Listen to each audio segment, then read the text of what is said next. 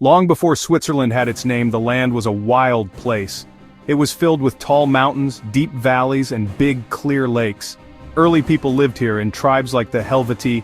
They were Celts, brave and strong. They farmed the land that was flat enough to grow food. They hunted in the thick forests and lived simple, hard lives. The mountains were their home, their fortress, and their challenge. This was the very beginning of the Swiss story, a story of people living in a tough but beautiful land. Then the Romans came. Around 58 BC, Julius Caesar arrived with his powerful army. The Romans were skilled builders, roads through mountain passes, cities, baths, and arenas. Places like Augusta Raurica became busy Roman towns.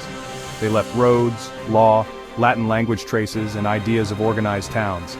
This mix of Celtic and Roman culture became a foundation for the future.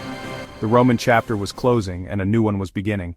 After the Romans left, the land was divided among local lords and powerful families. These rulers often fought, and life for ordinary people was hard. Mountain valley communities were used to being independent and valued their freedom. They did not like powerful outsiders and chose to work together.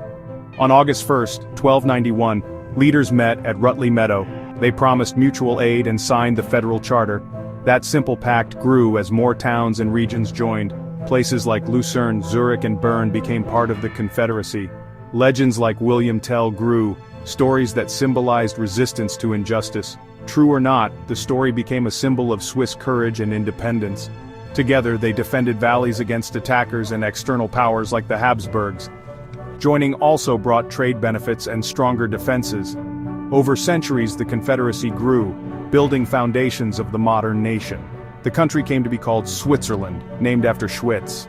This alliance shaped Swiss identity: independent, united, and ready to defend freedom. As Switzerland grew, it learned from centuries of costly wars. After defeat at Marignano in 1515, the Swiss began to rethink fighting abroad. They started to adopt neutrality, a policy of not taking sides in others' wars. But neutrality required careful politics and a strong defense at home. The Swiss kept a strong army and fortified mountain passes to deter invasion. Many men trained as soldiers and kept arms at home, armed neutrality, not meekness.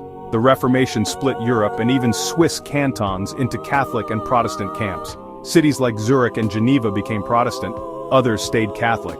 There were even wars inside Switzerland, but the Confederacy endured.